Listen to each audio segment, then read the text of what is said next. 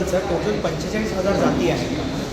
45,000 जातींपैकी माझ्याकडे 140 जाती आहेत आणि 140 जातींचे जवळ 770 शब्दांचं हे कलेक्शन आहे. आणि या कलेक्शनमध्ये हा सर्वात मोठा शब्द आहे.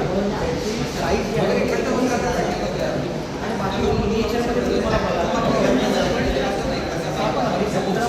लोकांना नाही, पहिली गोष्ट म्हणजे शंख म्हणजे भगवान विष्णूंचं ते प्रतीक आहे आणि शंखांमध्ये आपण नित्यनेमाने त्याची पूजा करतो आणि शंखनाद करतो हे सगळ्यांना माहिती आहे.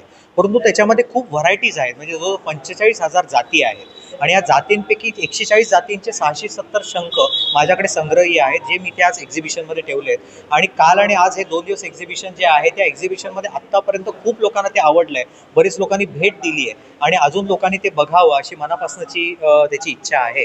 आणि प्रामुख्याने ह्या शंखांमध्ये तुम्हाला 3 प्रमुख विभाग बघायला मिळतील. ते म्हणजे दक्षिणावर्ती शंख, जे प्रामुख्याने पूजेसाठी वापरले जातात.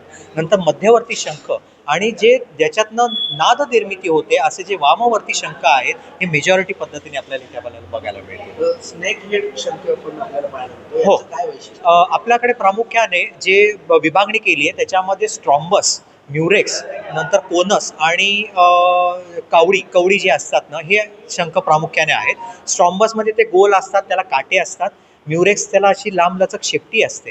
कोनसमध्ये आईस्क्रीमच्या कोनसारखे असतात. आणि आता तुम्ही जे म्हणाला स्नेक हेडवाले जे आहेत, ते जे कवडी आहेत, जे प्री मॅच्युअर्ड शंख आहेत, त्याच्यामध्ये स्नेक हेडचे प्रकार म्हणजे त्याच्यासारखा दिसणारा तुम्हाला शंख बघायला मिळतील.